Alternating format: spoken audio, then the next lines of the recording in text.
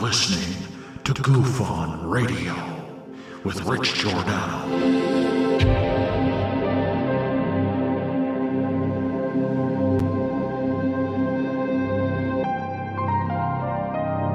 My personal belief is that there is very compelling evidence that we may not be alone.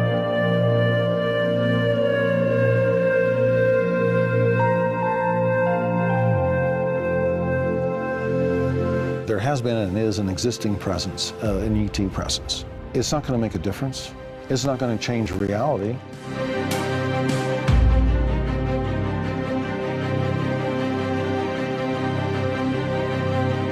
I believe, as do the other folks that were on the flight, that when we visually saw it, that it was something not from this world.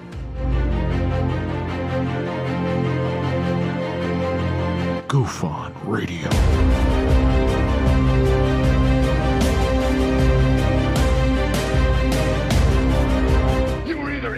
Or you were either out, brother. But the cream will rise to the top, oh yeah. Goof On Radio with Rich Giordano.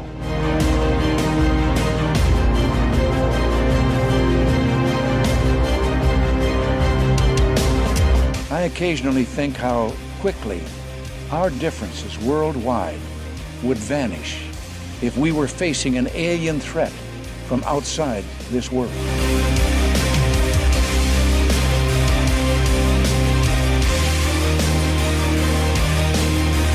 Goof On Radio.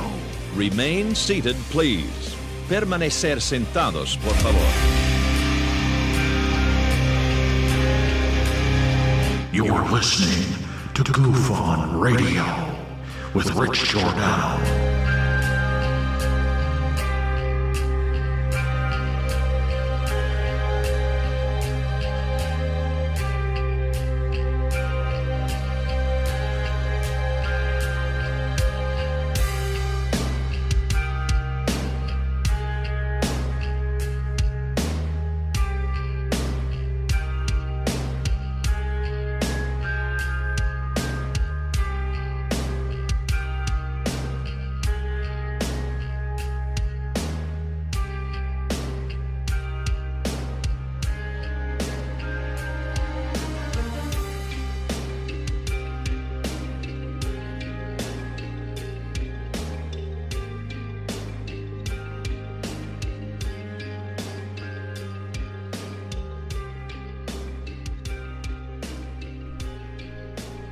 All right. Welcome to Goof On Radio stream. I am your host, Rich Giordano.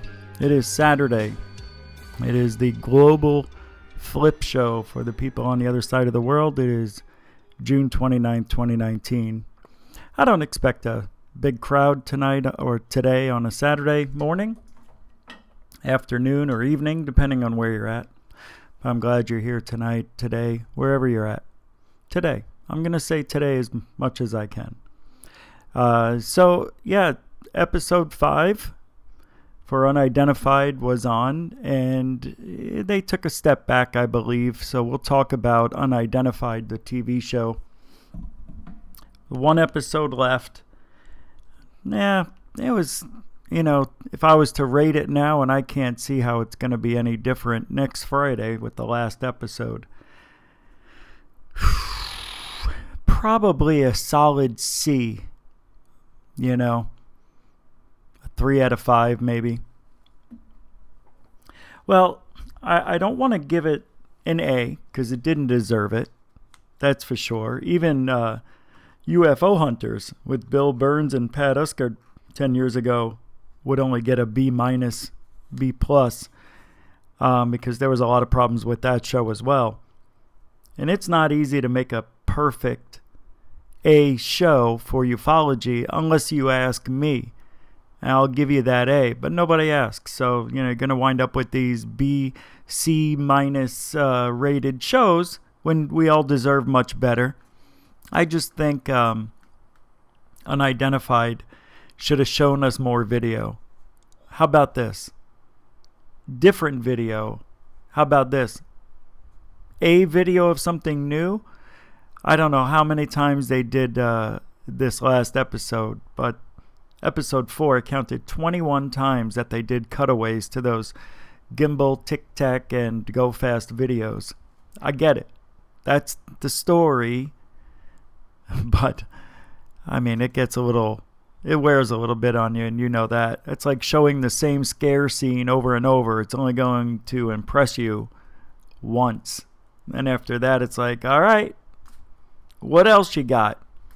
Because the stories aren't that great, because it's the same story now.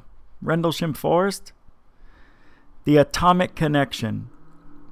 I do want to talk about the screaming freaks.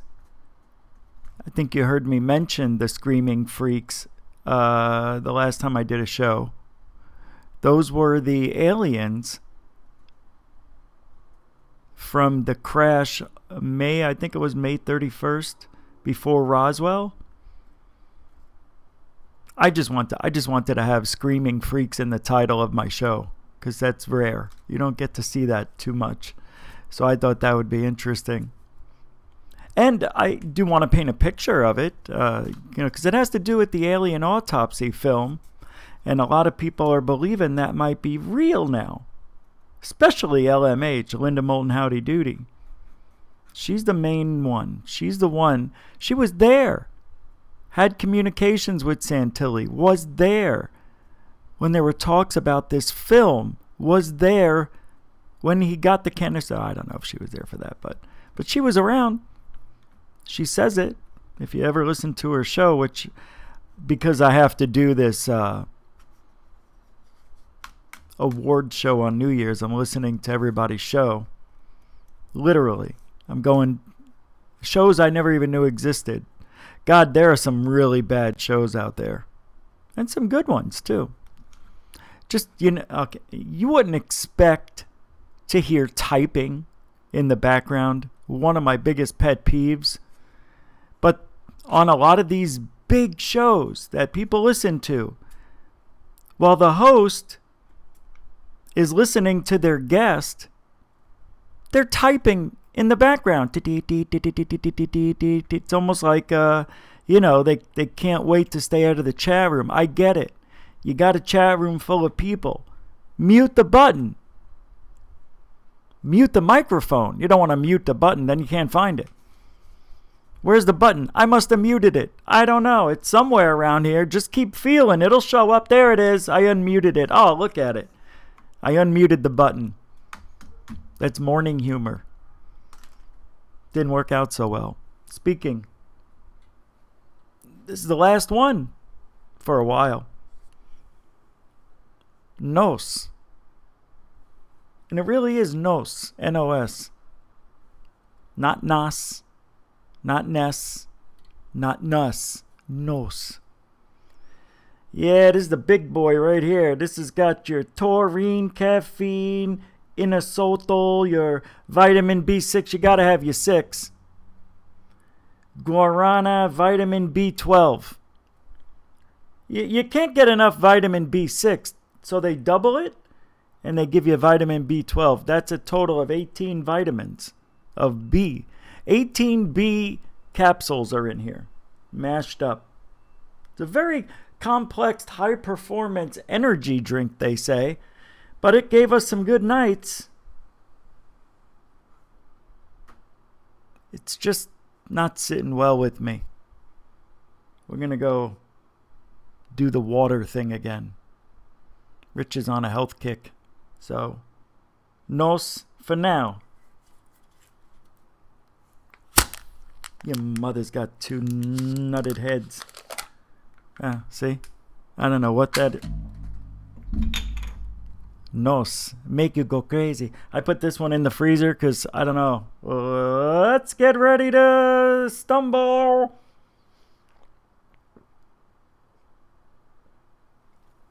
No. I'm going to miss that. God, that was cold and fuzzy. So I think I dropped a uterus. Oh. No. So I got this from my father. Hey, Rich, you want this magazine? I don't know, what is it? America's hauntedest, the scariest places. Haunted, creepy, abandoned, like warehouses and shit. Oh, yeah? I don't know. Maybe you read it to your fans. I'm like, that's not a bad idea. Thank you. I'll take it. Hey, you don't have to punch me in the face. What? You're gonna read it? If you're not gonna read it, I'll throw it out. Why would you throw it out? Well, if you're not gonna read it, I'm not gonna read it. Your mother ain't gonna read it. What am I gonna do? All right, I'll take it. Are you sure? If you're not gonna read it, give me the freaking magazine. So we're gonna look for a story today. Try to scare the shit out of you people over there in European peeing. I hope you guys watched episode 5. Or else I'm just talking a talk. Which pretty much I think I've been accused of that. Loves to hear himself talk. Yeah, I'm not interested in hearing myself talk. I'm interested in hearing what I said. I want to make sure I'm sounding good. I want to make sure I sound like I know what I'm saying. You see? You know where I'm supposed to be right now and I'm not? That's why I'm doing this. I'm supposed to be watching a movie. No, I can't enjoy a movie. Oh, something's wrong with the car. So I had to drop it off. They gave me a ride home. I said I can't wait 3 hours to do a show. So here we are. And that's that. And I'm ready to get this thing started. And if there's going to be a video break, I am going to be extra ready. And you can say hi to Mary.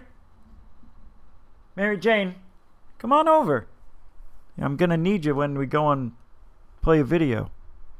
Yeah, just stay real close. MJ, don't go anywhere. I don't care. I need you. Oh, well, hurry up.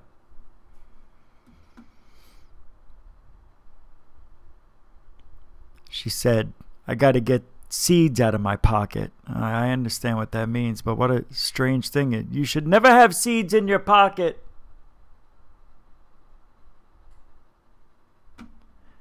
What's that? Unidentified.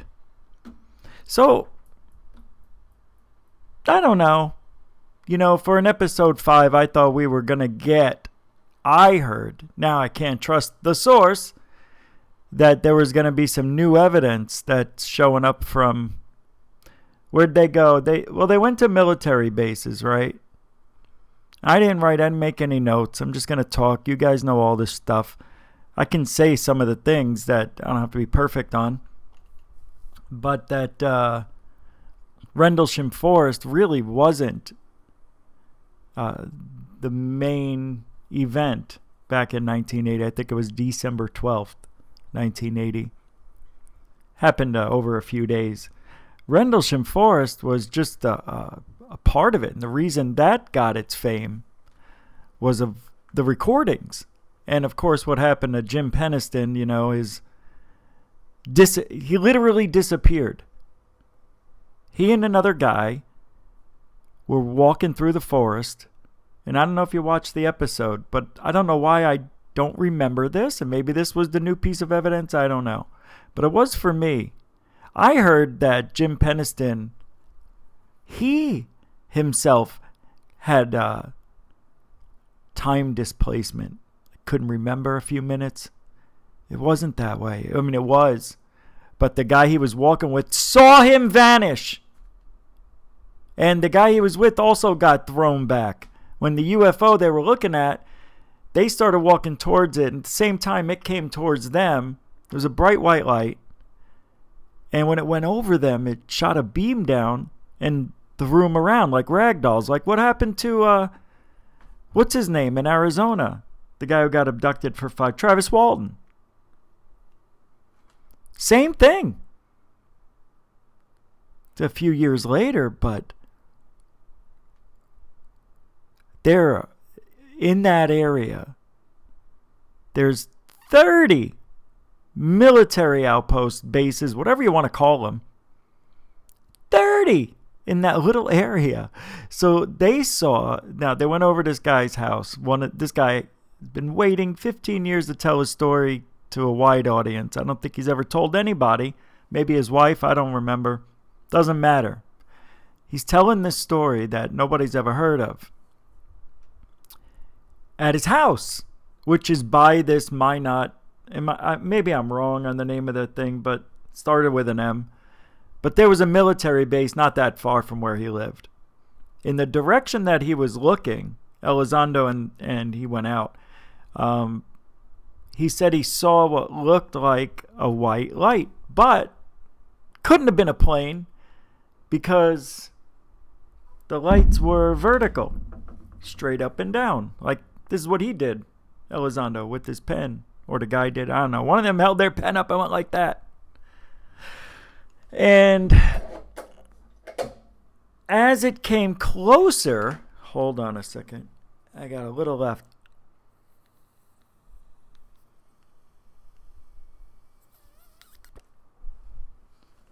As it came closer, there were other lights on the side of the lights that he saw initially. And he saw windows in between. Freaking windows. Then he said, and it was a diamond-shaped craft. Then he said the lights turned off, the vertical lights and the other lights on the side turn off. And it was starting to glow on the underbelly, and it shot straight up to space. Guy said it was gone in a second. This is a guy who's been in the military his whole life. Well, I think he was in the military, retired out of that, and then became a sheriff of the town. So, I don't know. He was there a long time. 15 years, 20 years, whatever it is. It's long enough. This guy's going to be getting 2 pensions.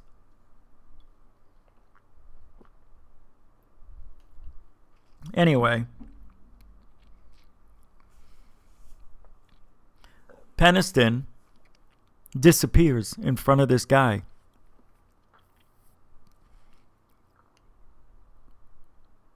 Disappears. Like vanishes. Like the guy didn't say he went blind and a bright light blinded him, disappearing. No. One of those. Yeah, now if you don't believe the story, that's fine. You don't have to. I kind of believe it. I don't know why. Now, one weird thing, immediately after Peniston had this encounter. Now, I'm leaving out stuff you probably already know. You know, he had a talking to from sergeant or upper level people, whatever. Maybe not. I don't know. It doesn't matter. I'm focusing on what happened to him because it's real important. He went to see a doctor and she says, huh? And he's like, what? Well, they say now, he got into the army, whatever it was, the military. Let's just say 1980. That's when the incident happened. When she tried getting the benefits for him to pay for the doctor bills, visits, and everything else, it said he didn't join till 82. She said never in all her years this has ever happened, ever had a problem getting somebody their coverage. The military or whoever shuffled around his shit because they don't want this evidence that he's getting reported to a doctor out to the public somehow. You never know what somebody's going to do. So they already started screwing with this guy so he couldn't get better, get well. That's real shady stuff right there. The need of the one does not outweigh the need of the many. Something like that. You know, Peniston dies, he dies. He dies. He dies. That's one guy they don't have to worry about spilling the beans. I mean, we're talking, what, 35 years ago? Something like that? 39? 40? Can you imagine? So, I'm like, wow, this is freaking unbelievable. I heard about that before, I think on another show. But it's just, where does it end? See, that's what's so important about the Navy coming out 3-4 weeks ago and saying, we're going to take these pilots seriously. There's something going on. We talked about it the last show on about episode 4, the fleet UFOs following them. Now before all this happened, they were at the, and it's still going on today. There was a huge UFO invasion, I guess you could call it that, in 52, where they were showing up everywhere. And then in 1980, they're showing up at the nuclear bases, the missile silos, not just here, everywhere. Whoever had them saw UFOs worldwide. So you gotta think, 50s they were doing something like that. I didn't know if there was anything in the 60s, but late 70s and the 80s, they're visiting our missile silos, nuclear bunkers. What do you call them? Nuclear bases? What are they called? Wait, what is it? I thought I put it somewhere. Why did I click on that?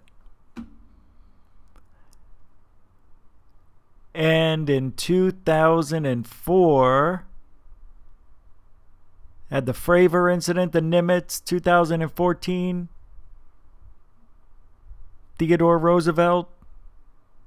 What was the guy's name? I can't remember. Ryan Graves or something like that. Saw these crazy looking UFOs. Peniston touched one of these UFOs. It landed. And he touched it.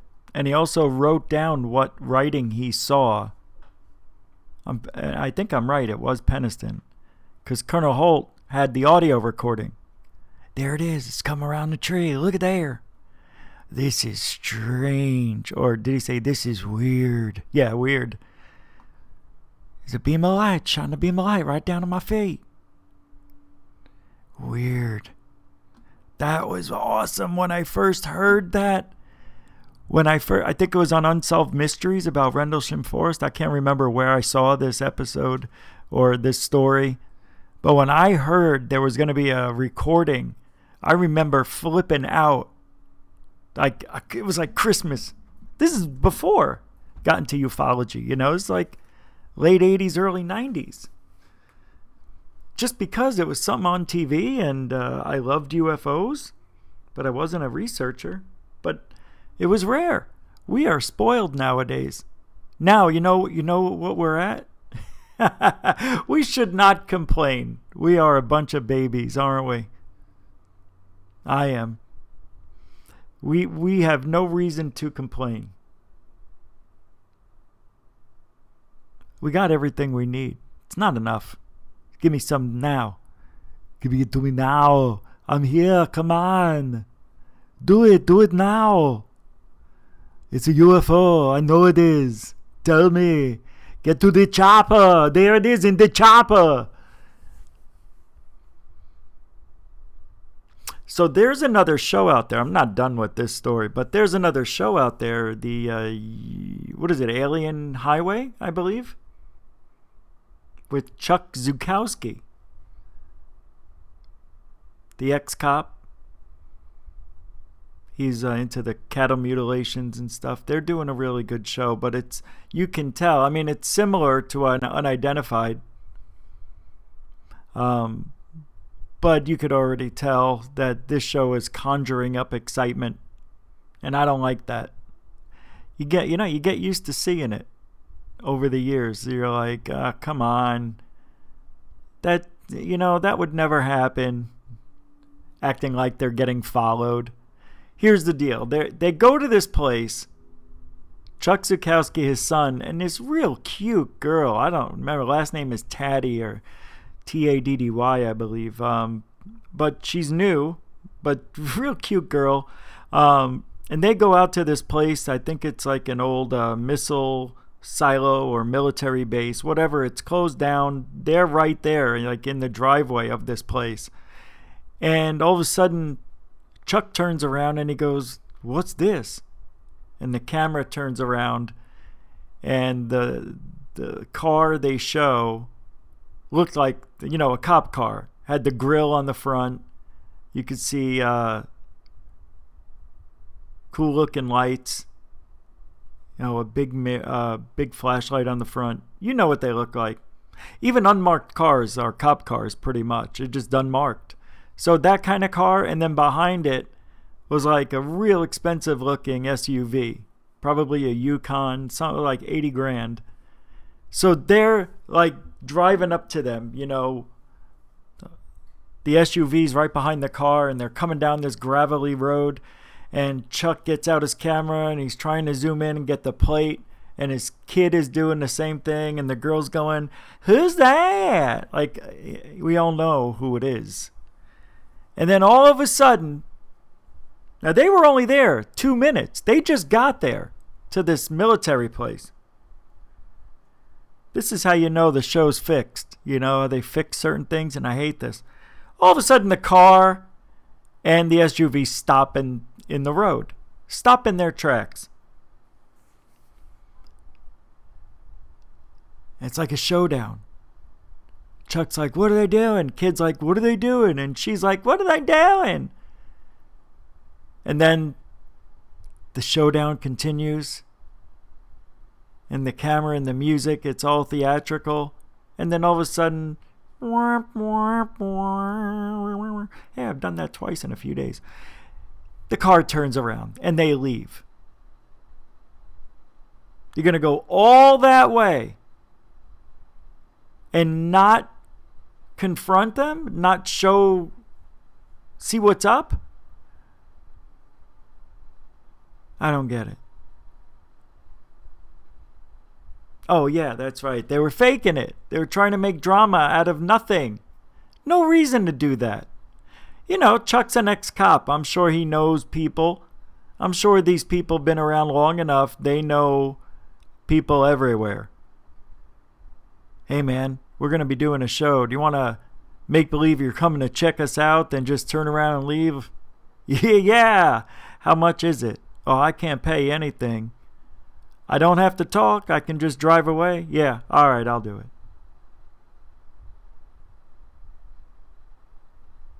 It's that easy. They're friends. Then their friends show their friends, "Look, I was in this TV show about UFOs and aliens."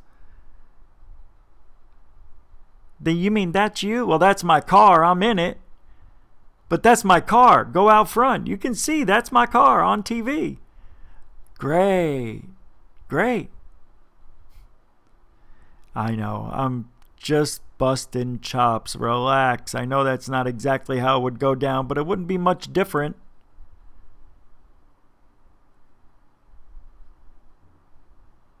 So anyway, episode 5, I believe it's showing us something that is very interesting and quite scary. Because if this is true, now don't forget, I think it was in 1960, I'm not sure, maybe it was 52, I don't know, 1919. It doesn't matter. The aliens, scratch that. The UFO flies over this missile silo place, and all of a sudden the missiles start going off, like countdown. 1 minute to launch type of alien type of stuff, right? Like the movie Alien. 1 minute till complete devastation. So all of a sudden they triggered the missiles as if they were going to launch. Almost started a World War III. Seriously. That's the story. Now, I don't know if it's true. You know, that's the thing. We're just taking their word for it. What if it isn't true? Well, is there proof of this? Yeah, he did disappear. I saw in the chat room, B. Baker. I rewound it to make sure what I heard was correct. The guy said Peniston disappeared. I mean, the guy wasn't on the show, but Peniston was telling us the story, how the guy said, no, man, you disappeared. I got knocked backwards. I bet you that guy disappeared too. But this is dangerous. I mean, we're talking 40 years ago, pretty much. 1980, this happened, I think. That was, no, well, I'm talking about Rendlesham again. But to have the ability to start a launch code, and then when the UFO left, they said the launch stopped, you know, pre-launch. Drink.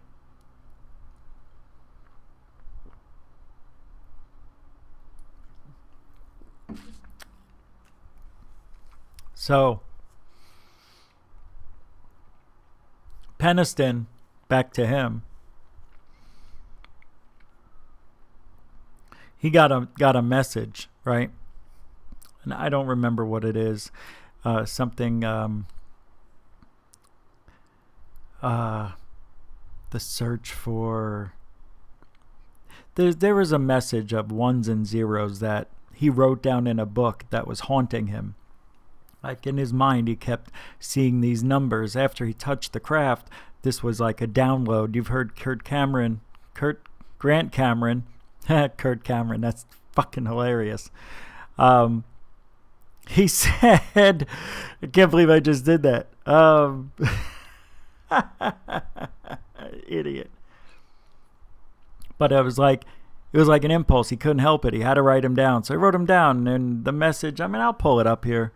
What the hell? What else we doing, right? Saturday. You know, it's not Friday. That's for sure. Hold on. What happened? You see, this I don't need. All right, hold on. Type in Peniston. Jim Peniston. Message. UFO. Yeah, I did it backwards. Rendlesham Forest. Rendlesham is a time travel's binary message. Here we go. Yeah, Rendlesham Forest into time traveler's binary message. Yeah.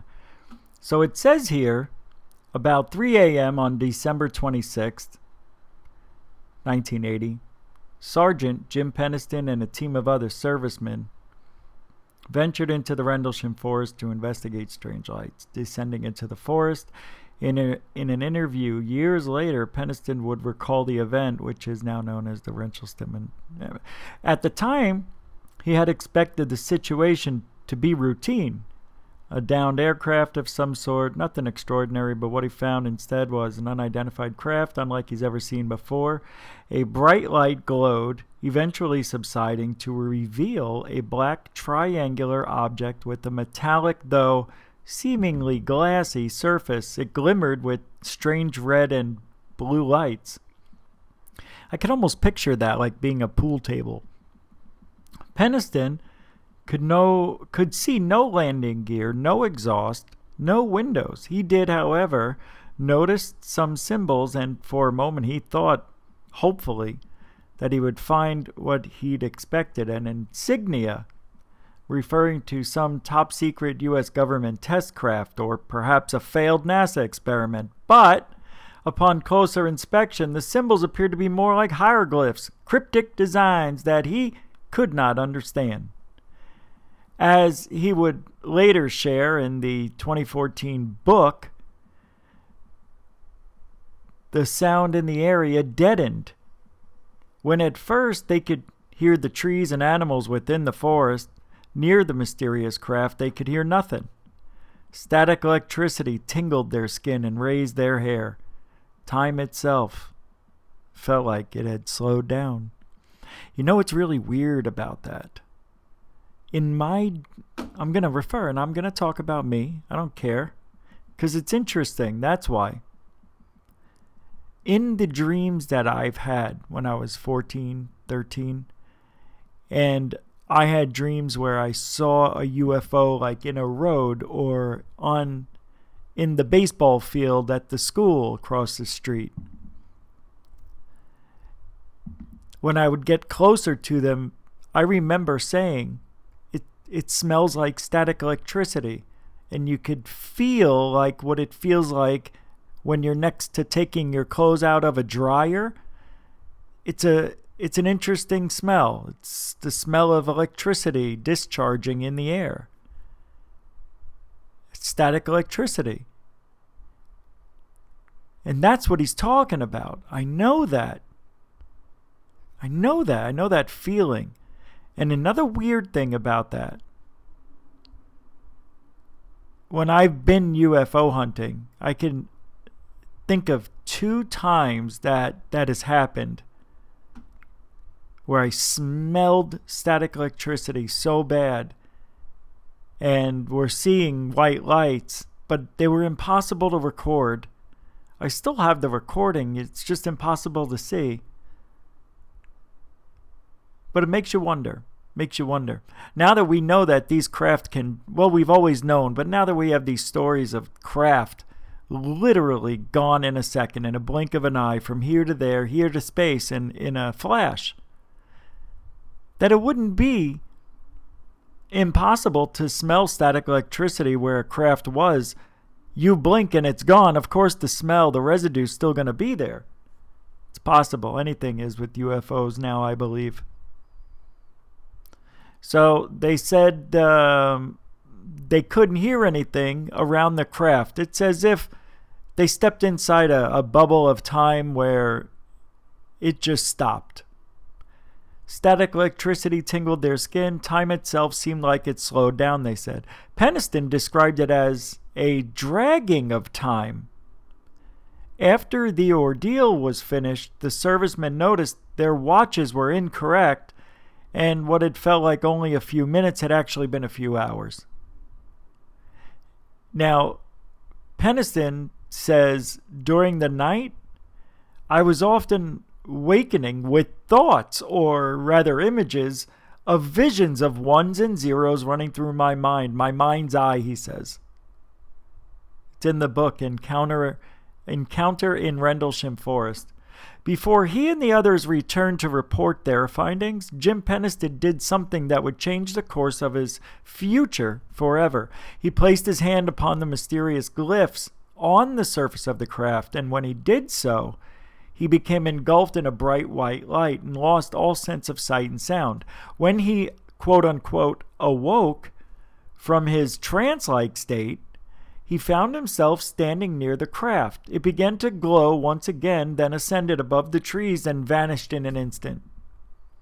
The following day, Peniston began to see them, images in his mind, and thousands of ones and zeros. He didn't know what to make of them, but he wrote them down in his notebook, along with the drawings of strange glyphs. Let's take a look at these strange drawings.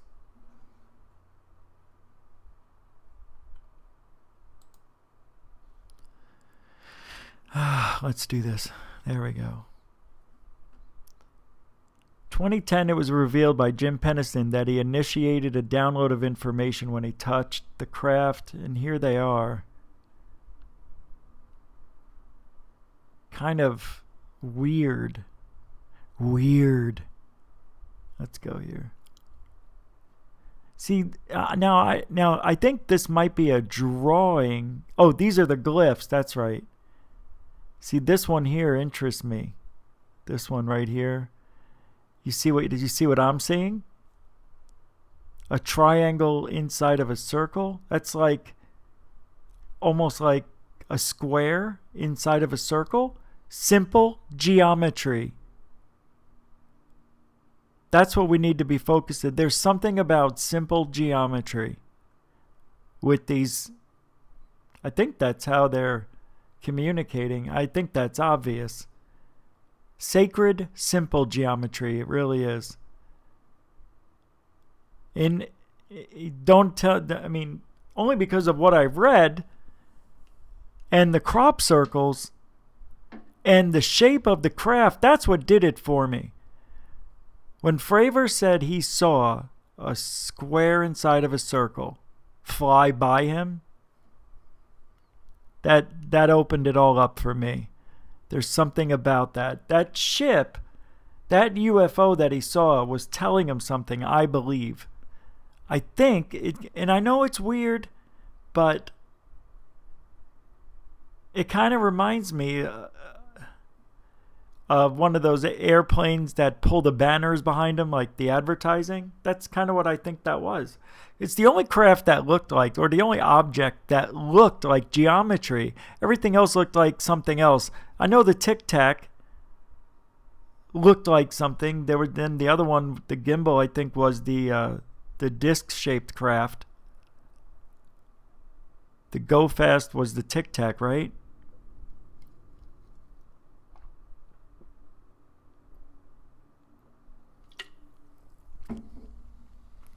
Yeah. So Peniston, here, this is a good depiction. I wonder what this means. Like this here, you know, you would see the puzzle and this is not here.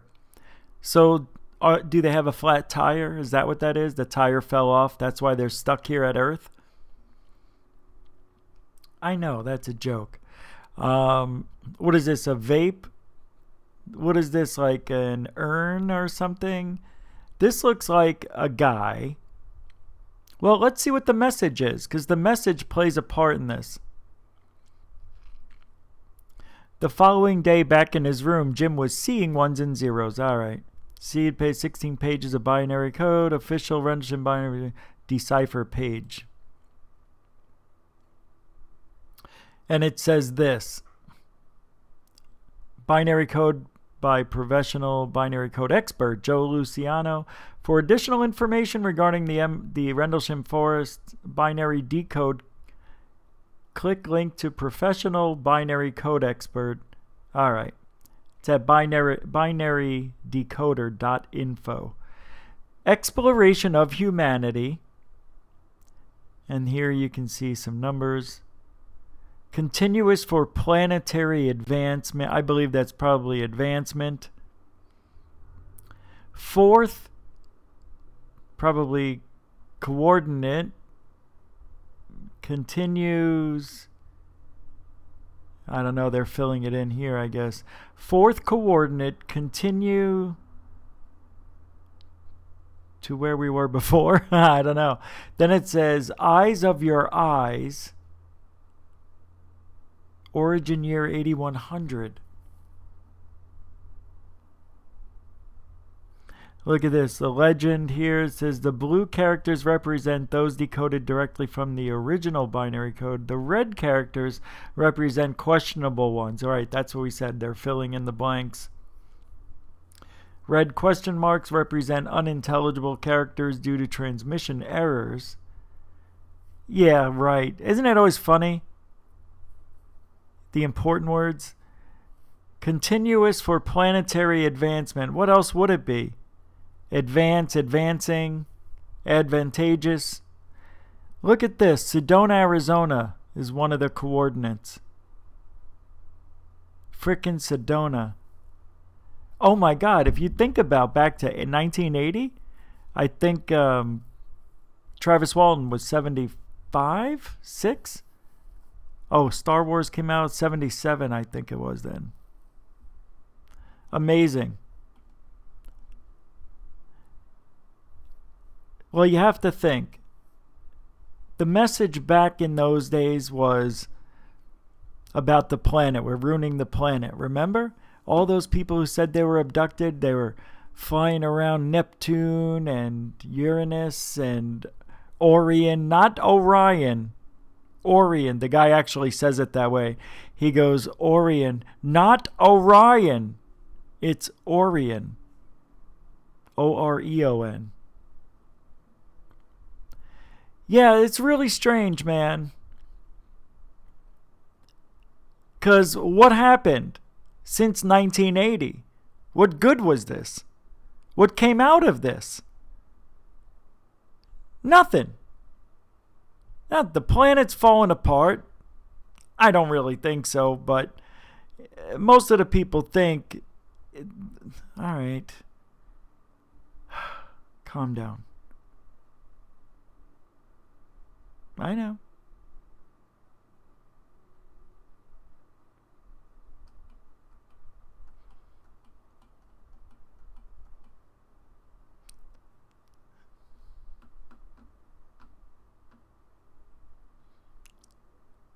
So I don't know if anything's happened. I don't see any changes other than what we hear from government, mainstream media. I can't get out there to do all the work, but something's wrong with the planet. I watched this special about the orca over in it was Netflix over by Antarctica, Ireland, whatever's over there. I can't remember.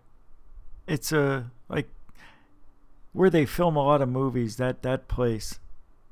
Lots of green, huge, crazy looking rocks. It'll hit me later.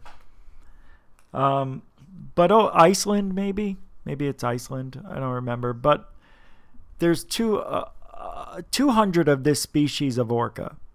And over the last 25, 30 years, this woman, she's the only one that swims with killer whales in the whole world. She's learning things about them. And I didn't know this, but orca, they think, can live as long as humans. They know they live that long, 65 and 80 years old. So she's seeing no newborn living long. Like, they're at a constant number. They're not growing as a species, and they're slightly losing. You know, it's not like they're going to be dead in 10, 20 years like the whole lot of them, but they're not thriving. One of the whales washed up. And she knew the whale. And then there was a 1-day-old or 2-day-old calf or a baby that washed up too. They eat stingrays. 80% of their diet is stingrays. Pretty amazing how they share food too. They're the only species in the ocean that shares food with their friends and family. It's amazing. So she cut samples out, and it takes months to get the samples out from the whale blubber, the calf, and she found a half-eaten stingray, and she had it sampled as well. After the winter months go by, she gets the results, and she's devastated. Tons of chemicals, especially fire retardant. Over, would she say, 300 of this is in their body, in their DNA. So when the whale, carcinogens, is that what it is? Well, they 10 to 20 years ago, they put a ban on dumping this stuff, not the fire retardant. There's no ban yet, but on the other stuff. But it stays in their body for generations, and because they live so long, they only reproduce every 5 years. So it's not like they could have a baby every year. And you're just passing it from your food to the calf. And the calf probably wasn't strong enough to survive. But they don't know for certain if that's what killed them, because they're still living. They're not thriving, but it's probably dampening their production some way or the other. And it's in all the food. Found out it's in everything. So when you see the UFOs giving these messages about humanity, planetary advances, or whatever, exploration of humanity, it makes you think, why give a partial message like that? I guess it wasn't meant for Jim. Maybe he just picked up the signal when he touched the UFO. But if it was going to do that to somebody and they downloaded this information to him that was driving him so crazy he had to write all these down, you would think that the aliens that are controlling these UFOs are smart enough to make contact with our governments. Maybe they tried and it's just not working. I don't know. But if you think of the message, it's pretty effing important message that these people get when they're abducted, or when they get close to UFO and they pick up these impulse messages. Maybe that's, there was a time in my life where I was different, and it's really weird, because when I had those dreams when I was younger of seeing UFOs and entering the UFOs and going for rides on UFOs and going to places where I could read people's minds, and I was an asset in the military. I mean, this is weird dreaming.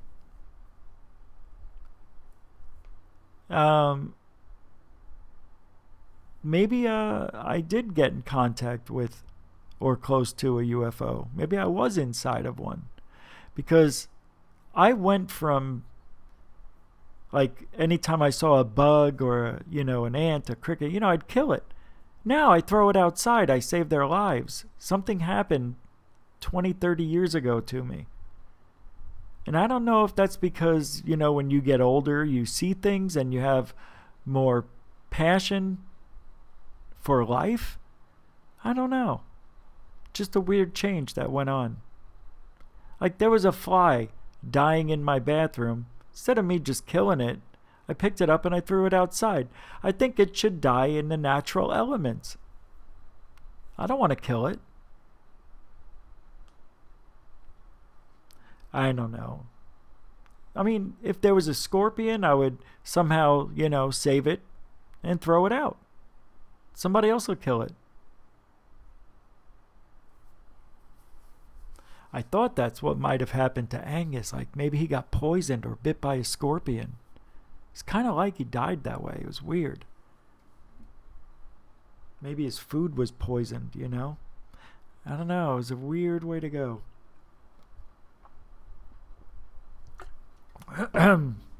Oh, shit. I'm going to have a coughing attack. Hold on.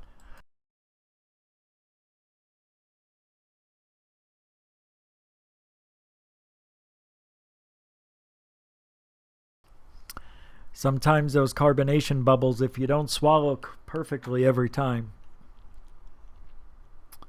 they can get you. Anyway, so are these UFOs threatening us? No, I don't think so. The deal is, if they have power over our weapons and they can outmaneuver us, they can outdo us in every physical way with their technology. Why not just attack and get it over with if that's the case? It doesn't make sense to wait this long. I don't think all alien species are going to be kind. And there are some people who don't believe that these UFOs that are out there following our Navy and abducting people and all sorts of weirdness, there's people who don't believe in it at all. It's weird. I don't see how you can at this point.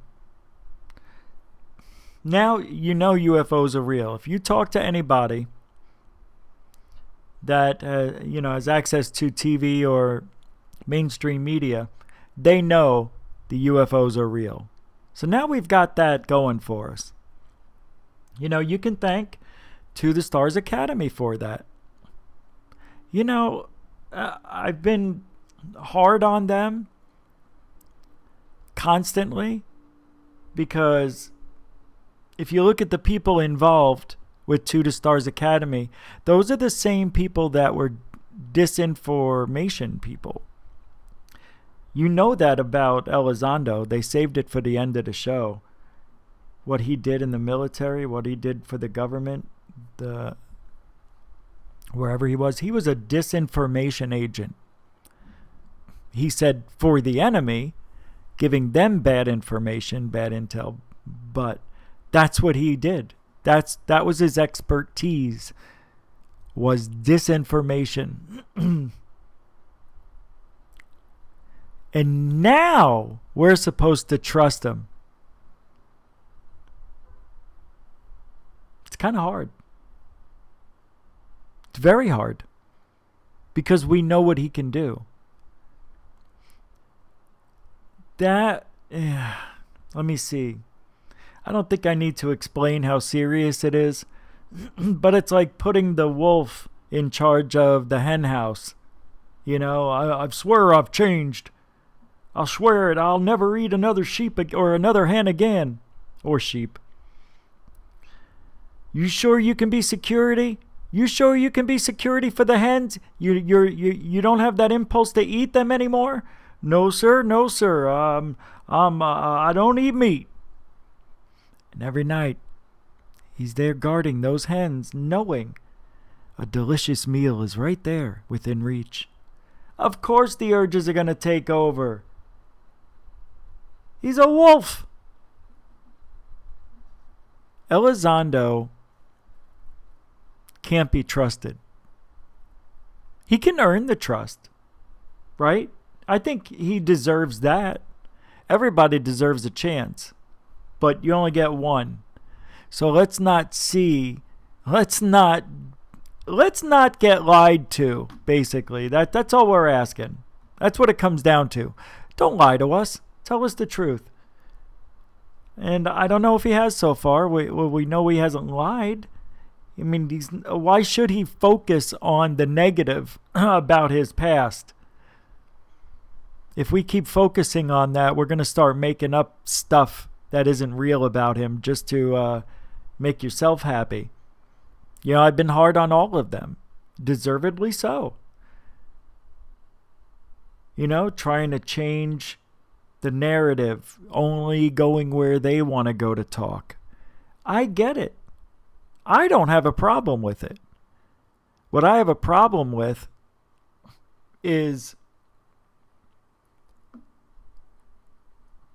there's no explanation to a lot of this stuff.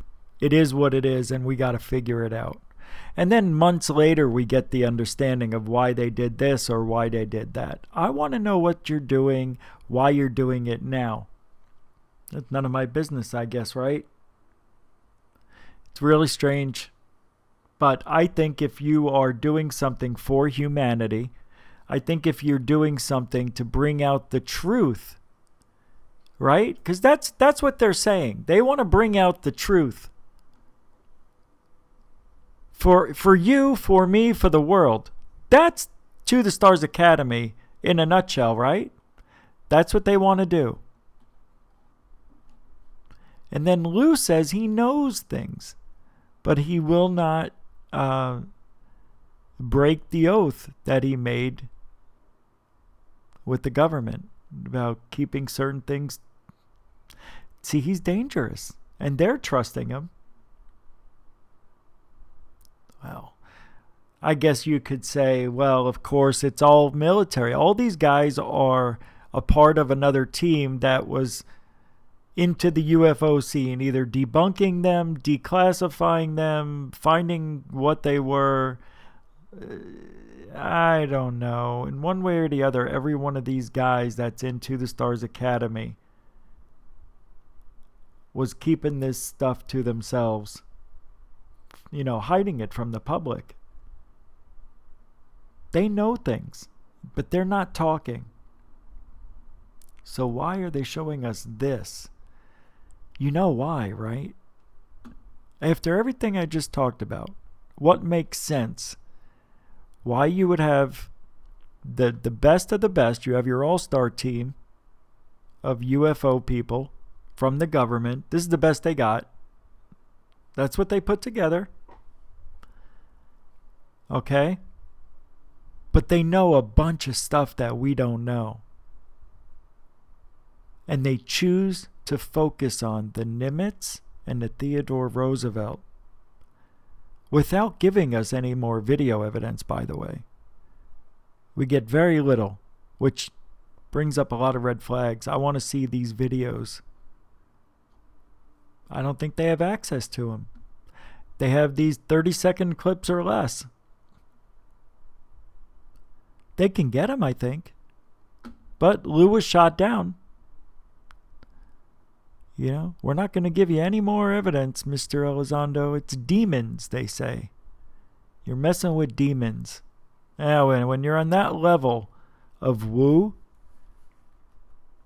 for him to tell Elizondo that, and I've said it many times, it must have been that important, because it's so weird to say that. But it really isn't. Because they could be demons. They can. Why not? Why not? I was having a talk with myself, and I came up with the conclusion that I believe ghost activity and aliens are tied together. Yeah. Definitely, one way or the other. I believe apparitions are a form of communication with holograms. How's that? And the energy is that strong, the wave, it can move things. Well, people get scratches, they get bruising. Yeah, no shit. No shit. That's called the cloaking device. That's an alien. Why not? Why not? Well, why would my alien look like my grandmother? No, I can't explain everything, but my thought on that is we're all aliens, and the UFOs we see may really be us in another form. So when we choose to be grandma and experience life through grandma's eyes from when she was born until grandma became grandma at 80 years old and passed away, I still use that form because it's familiar to you. So you're not scared. Because if you actually saw what I really looked like, which is demonesque, I think you would have a heart attack and die. It's been known to happen. People burst into flames. Now you know how internal combustion happens. What do they call that when people die from burning up from their own bodies? I forget what it's called. Combustion. I don't know. A drink.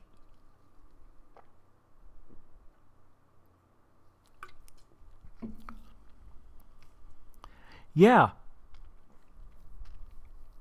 And when people go to haunted locations and they're seeing, you have to know something. Haunted locations are haunted for a reason. It's because there's either ley lines from the earth that run right through. It could be quartz, the rocks underneath. There could be running water, which produces energy. There could be a plethora of reasons why there's activity there. When you go there to investigate that place, you disrupt that energy with your energy. you're moving that energy where it doesn't want to go. You're disrupting it. Of course, it's going to push back like two magnets.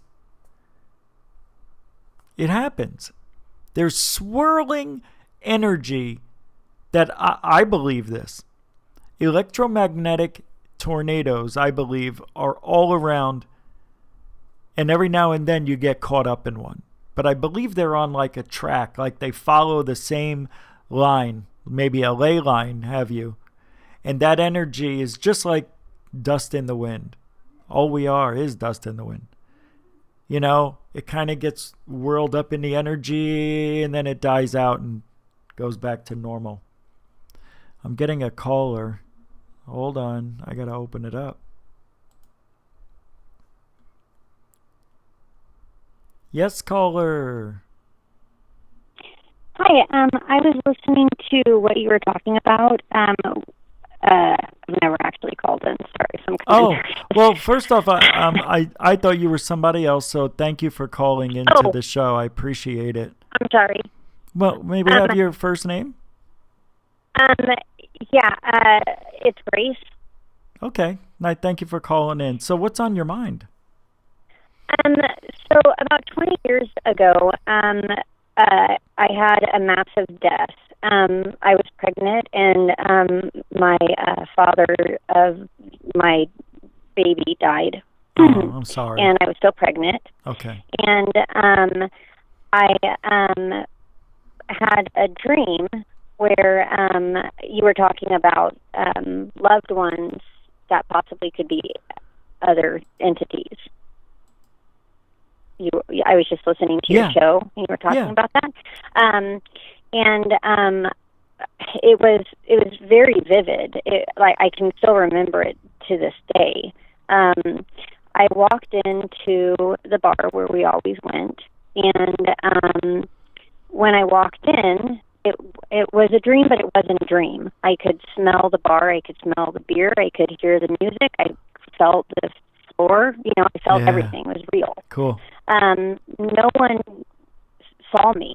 No one recognized me. So I headed towards the back of the bar, the pub, where I always sat. And there were 4 people sitting at our table, which I was very upset about. And when they saw me, they got up, and they were all wearing white, and they walked by me, and one of them said, "We saved it for you."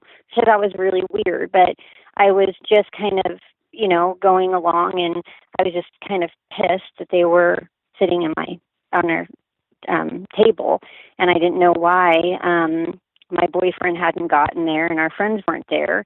And then all of a sudden, the music changed to one of our songs, and he walks in, and then I get up and we start playing pool. And I'm going to kind of just fast forward a little bit, and he comes behind me, and I do a bank shot, which is something that we worked on a lot. And he whispers in my ear, "That's my girl." And all of a sudden, I go, "What are you doing? You're dead. Like, what are you doing? You're dead. Why are you here?" And he grabs his mug and he throws it against the wall, and it becomes this big window, and it's me and a man and 2 children. I'm pushing a stroller, and my daughter who's walking, and we're on a park. And he says, "This is my hell. I can't see you, I can't touch you, but I can watch you." And he says, "I love you, baby," and he walked out. And I was like, "What are you doing? What?" Like, I said more than that, but I don't know what I don't want to cuss or anything. And I just stood there, and then I woke up. I have it written. My whole family's heard about this. And so I sent it to Alexis to Higher Journey. And I've spoken to Alexis about it multiple times, and she's the first one that said, "Have you ever thought about that you were abducted, that it was actually not him?" Right. And ever since she said that to me, it started to make more sense, because I've had a near-death experience with brain surgery and stuff, and it makes more sense that it wasn't him, because, 'cause, I mean, I can still remember it to this day. And I was like, "What are you doing? What?" Like, I said more than that, but I don't know what I don't want to cuss or anything. I just stood there, and then I woke up. I have it written. My whole family's heard about this. And it makes more sense that it wasn't him, because no one saw me there, but they couldn't turn the jukebox off that night. Like, there was a bunch of just weird things, but it was so, I could feel him. Like he was dead, and I could feel him. It didn't make any sense to me. And to this day, I can close my eyes and still go back into that room where I was. And It's been past 20 years.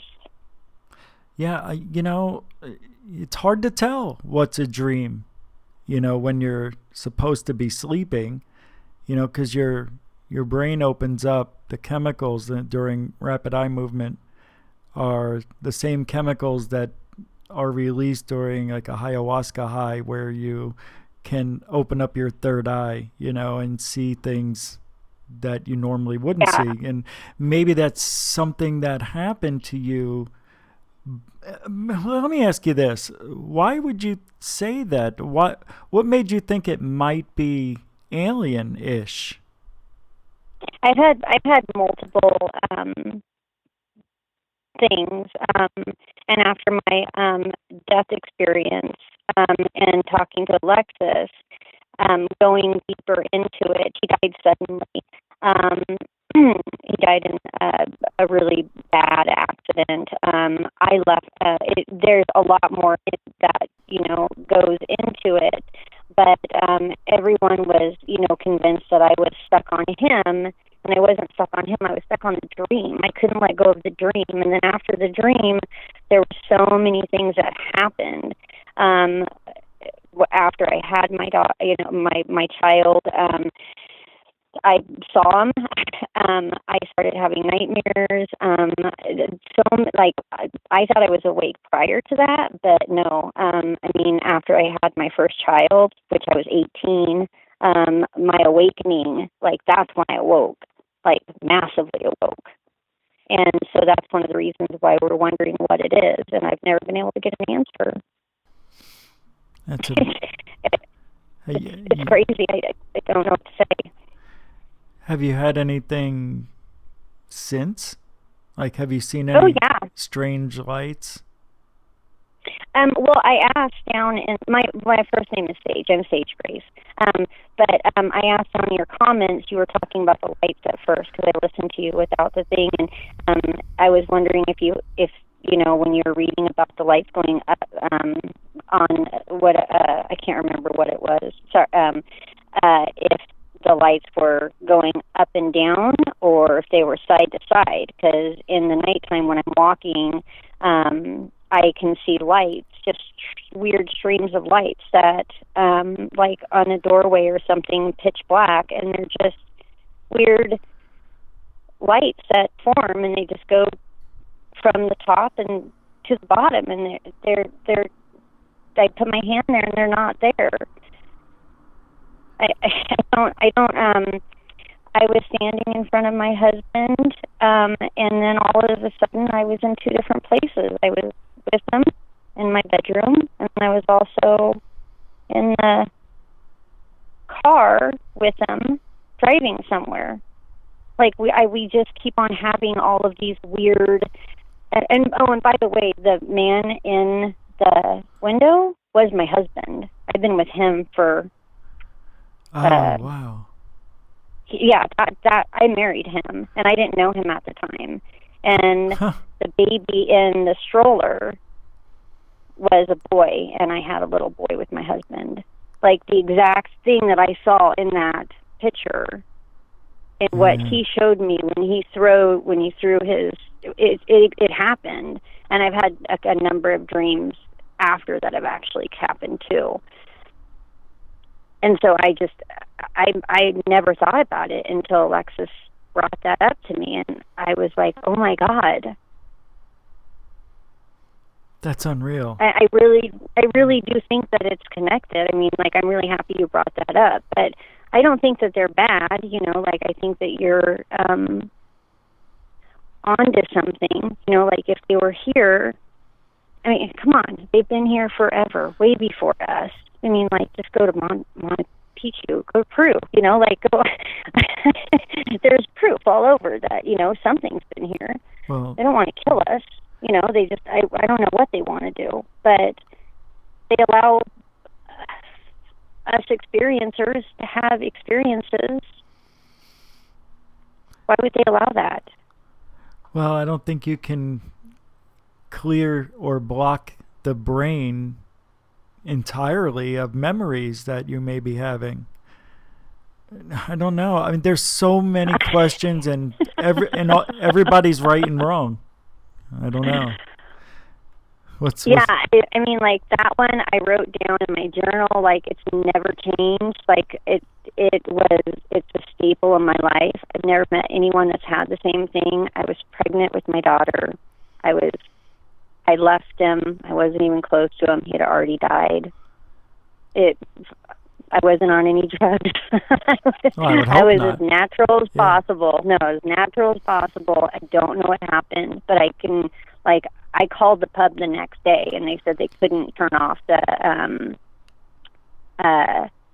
jukebox. It just kept on playing our songs over and over and over again. This happened when you were pregnant? Yeah. Check this out. It happened when I was pregnant with our daughter. Well, you had 2 different places at the same time, you said, right? Yeah, okay. That one just happened actually recently. Oh, okay. So this one wasn't when you were pregnant. Well, so that's the other thing is when I was pregnant, there's a lot of times that I had missing that I don't know how I got home. So there's that opening too. That's why I said there's a lot. And I don't know if you're like Chad is getting bored with me, so I can, get off. But I wanted to call in because you're the first one that actually has said that, and I've never called in to anyone. So I just. Oh, well, thank you. You're like right on the spot with that. Is there something else there? Well, I have a theory about who we are as a species, that because I don't think we're indigenous to Earth. I think we're from somewhere else because we have to wear clothing. We need glasses to protect our eyes. I mean, we shouldn't need all this stuff if we're from the planet.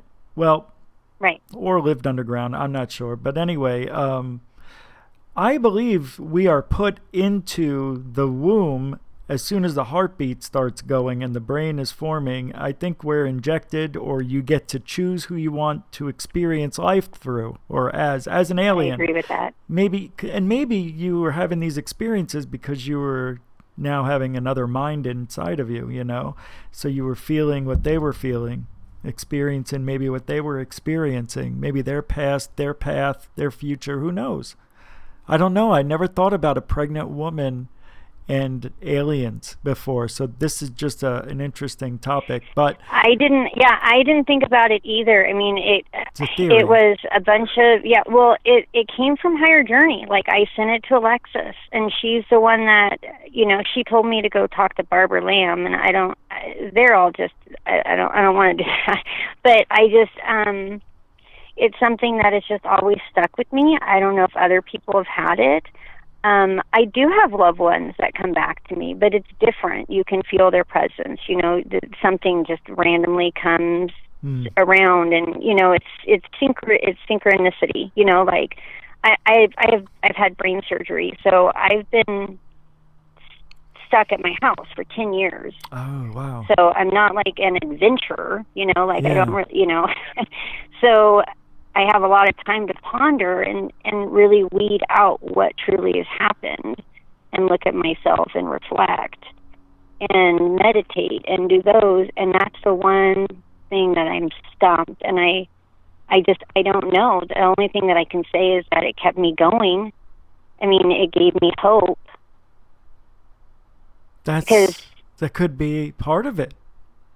I don't, it's just such a weird thing. They're not, whoever it is, whatever's happening, there's, we have to put in our own time and learn our own lessons. We can't ask for a handout.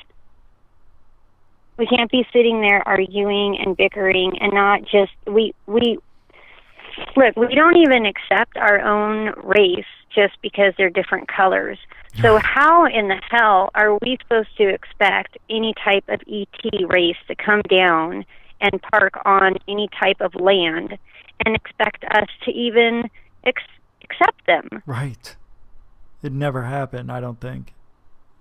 I mean, right now, they have, that if that alien is real, that Autopsy. Linda and all of them are saying, we have, and we don't know if they have a soul or not. We don't know anything about them. We have one autopsy that everyone on Earth is going to see. How devastating would that be if that was you? It'd be awful. And that's just what I'm saying. Like, there's more. I just really feel like there's more to it. We have to, learn to love and connect and give and just not be so judging.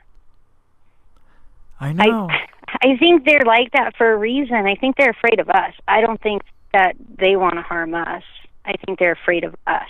Well, I don't know. Of course, I think not they all are. of them, but well, not I think all of they them. are. But I think some of them. But if they have the ability to abduct us during our sleep, or make us unconscious, change our memory, I don't think they have too much to worry about. Unless getting caught by surprise. But they're far too advanced to be caught off guard. I think they're aware of what's going on. Right, but so where did their advancement come from? Well, their advancement... I mean, where did our advancement come from?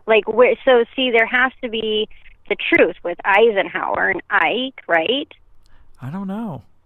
Because that's where we boomed. I mean, that's where the government boomed. We started booming then. Yeah, I know. With technology, with cars, with everything. But that's a normal course of technology as well.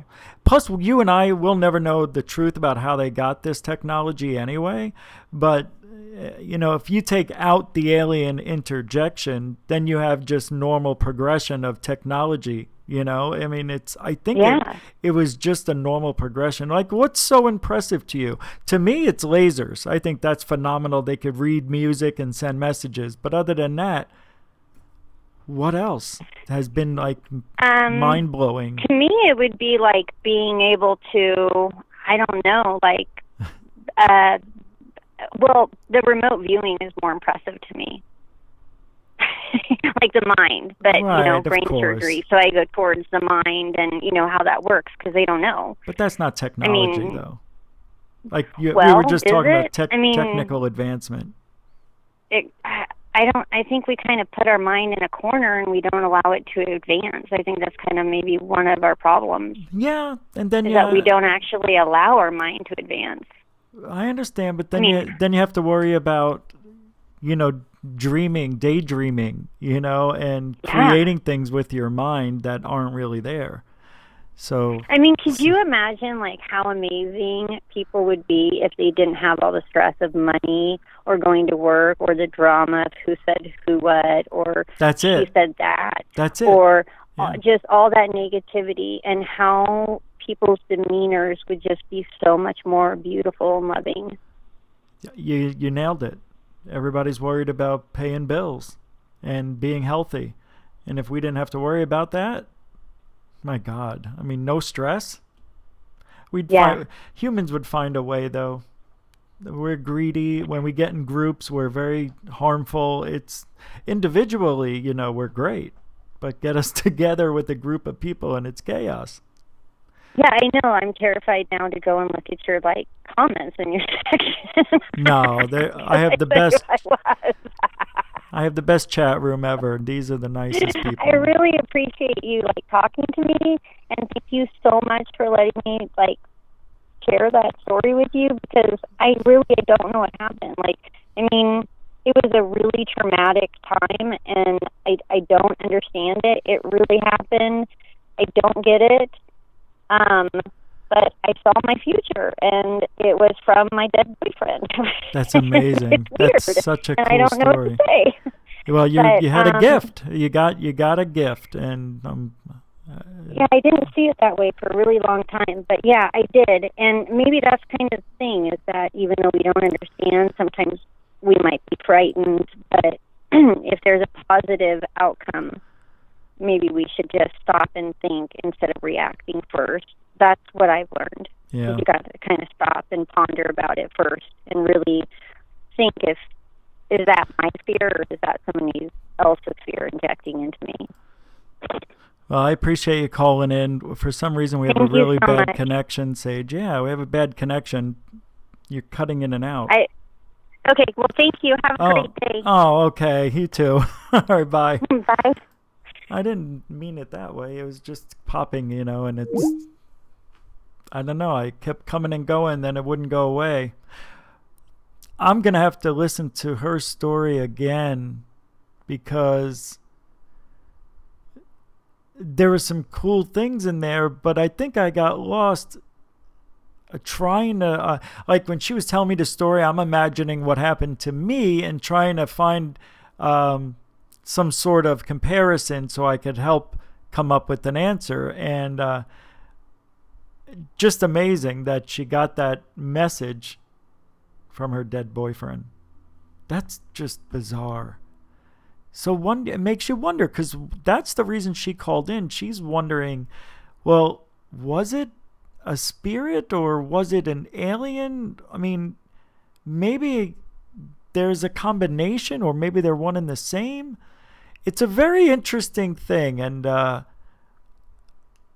why not? Everything else, is being accepted, and even stuff that doesn't make sense can be accepted. But we're all right until we're wrong, because nobody has a real answer. Somehow I believe, oh my God, I've got to tell you. No, you know what? I'm not. No. I believe that in time of need, if you're looking for it, you'll find the answers you need. There's always an answer. Even if you don't like the answer, if you accept it and it makes sense, I guess you can heal. You can accept what is happening around you. Like, I can't... never mind. I'm trying not to get personal anymore about my life. But it's the only way I can relate or try to figure stuff out, because I have experiences. I don't look for them, but they happen. And I don't know if I want to share that anymore. At least not for a while. I just had something that happened that kind of helped. Yeah. It helped me. It helped me realize what's important now. Now that Angus is gone, this thing that happened to me made me realize what's next. Almost like seeing the future, like Sage was talking about. Oh my God, you see? That is so bizarre that she calls in to tell that story. Yeah, I could say it runs in sync with what I think, but I doubt it. Hers is real meaningful. We just don't know. That's the whole thing. We don't have answers. And if this was the first place that you call and I don't have an answer, don't be surprised. Because people who do have an answer, be weary, leery, afraid, because nobody really knows. But what I think works best for me is whatever feels the best. My belief is what I said. I believe we're not from this planet. I believe we, as humans, aren't really humans, even though we are. But the soul came from somewhere. And I believe the soul is our real self. And the soul goes from species to species, learning other species. And maybe they can only survive in certain capsules, like a human body or whatever they want to be. But I don't think you can come back and be a bug. I don't think you can come back and be a jellyfish. I think you have to come back either as what you were in another body, or, something that is self-aware, something human-esque. I believe humans, this type of body, this, what you see when you look in the mirror, I believe we're scattered all over. I don't know. Call that my human arrogance, whatever you want, but it's what makes me rest at night. It makes me get through each curious day. And these last 2 weeks sucked, but here I am. And here I go.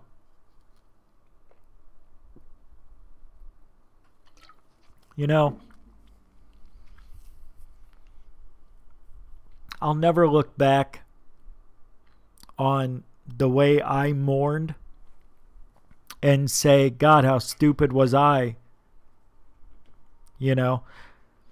I'll never do that, because it feels right. And it's okay. And what I've learned is being a person, being a human, we all go through the same shit. Excuse my French. We all do. We all want the same thing. Sage was saying it. Without the greed, without the need for money, without hate. Imagine what we could accomplish if we just treat others the way we want to be treated. See, that's the goal in life. That's what they call the golden rule. The golden rule is doing the right thing even when nobody's looking, type of thing. You know what I mean? Like if I hit your car with my car and I just take off without leaving a note, that's bad. But if I left a note and do the right thing and you call me and we work it out, that's called doing the right thing, and that's respect. Just because my car didn't get hurt and yours did, I should take off because I don't want to be responsible? What kind of asshole does that?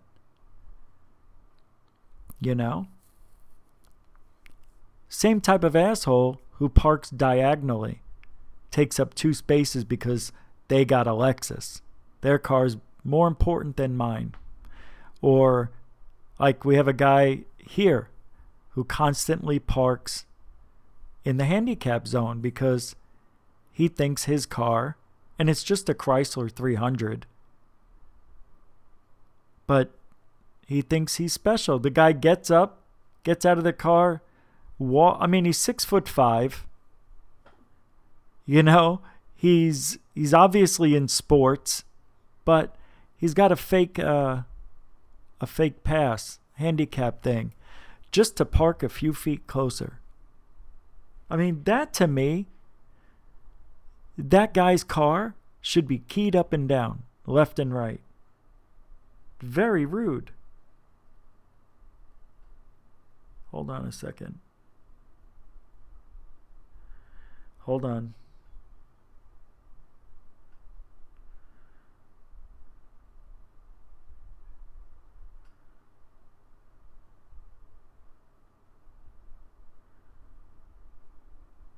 Hold on.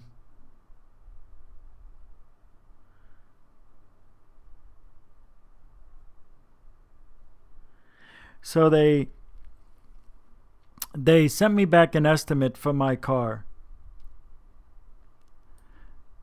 They're telling me that my car needs a 3-part fuel system service for $169. This will help with the vibrations and stallings. First of all, I don't have any stallings. I don't know where they got that. Replace the thermostat, $298.79 for the overheating, which I didn't say it overheated. I said the car gets hotter than it should. Reseal the intake manifold. It's leaking into the block. $788.84. Another reason for the overheating concern. Your vehicle did not have much coolant in the radiator, and to replace the radiator cap, $23.48. Let me know if you would like these items performed today. $1,200, $1,400. When I go down there, now I tested them. There is only one thing wrong with my car. It's the thermostat. And they want to do all this other shit. Now, last year, 6 months ago, I had my car down there. It's a Kia dealership. Frickin' rip-off artists. These guys are assholes. I mean, I'm going to write a letter after this because, first of all, there's no leaking. There's never any water anywhere. They told me my radiator was leaking in December, but yet no water ever anywhere was seen. But my parents wanted to pay for it because it was their car. So they paid the $400. And here we are 6 months later, and the car still leaks. Well, it still gets hot, and they're saying it's leaking. I never heard of a car having so many problems since I took over. My parents said, there's nothing wrong with this car. They showed me the records. Nothing wrong with it. As soon as I get it, everything's gone wrong. Even the sun. Who's ever had their sunroof or moonroof break? Not me. But it happened. Anyway. Well, that's good enough for the show. Thanks for hanging out with me. I got things to do, so I didn't plan on going more than an hour. Thanks, Sage for calling in. Don't ask me why I said that. And Nathan B. Baker for moderating, hanging out, and everybody else. Rick Cianci, Pat, and everybody else. Thank you very much. I am out of here, and I hope you have a really good weekend. I'll be back on Monday, right? We'll be back on Monday. You know what I'm doing. I know you know. You know what I'm doing right now? That's right. I am. I'm looking for the song to get out of here. Trying to eat up time. All right. I'll see you later. You can go to goofon.org to donate to the show if you want. Goofon.net is the website. And we're on Facebook and Twitter under Goofon Radio on Twitter and Goofon Network on Facebook. See you guys on Monday. Have a good weekend. Adios.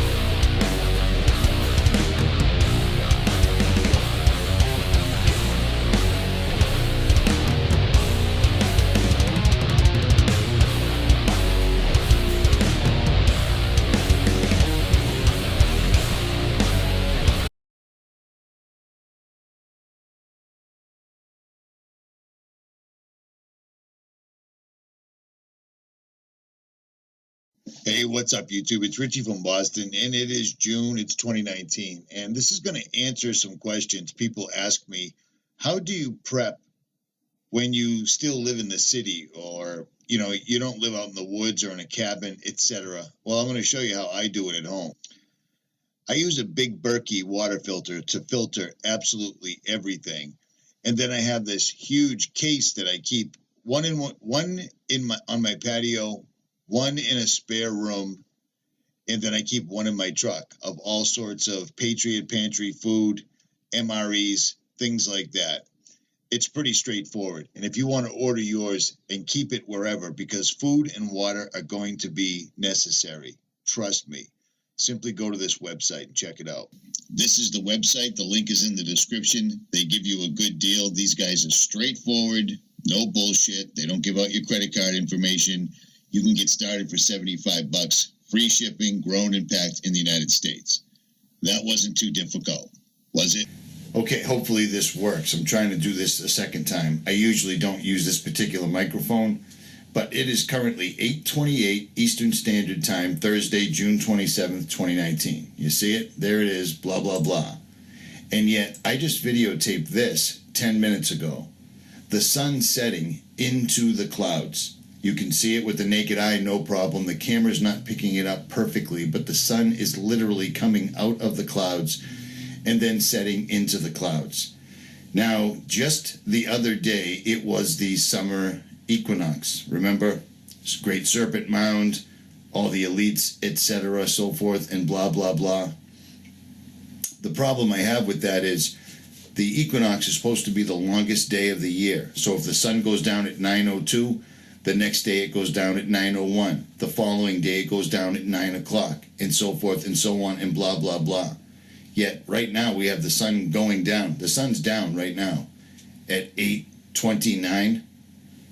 Does it make you think of this? Yeah, me too. And except those days be shortened, there should be no flesh be saved. But for the elect's sake, those days shall be shortened. Then if any man shall say unto you, Lo, here is Christ, or there, believe it not. For there shall arise false Christs, false prophets, and shall shew great signs and wonders, insomuch that, if it were possible, they shall deceive the very elect. Now, what are these guys talking about? Well, probably this. Do you see what I'm saying? The alien invasion. And it would make sense that they're literally filling the sky with all sorts of chemicals right now, because barium, strontium, aluminum, and whatever else would make for a phenomenal LED screen in the sky. Do you see what I'm saying? At any rate, I'm out.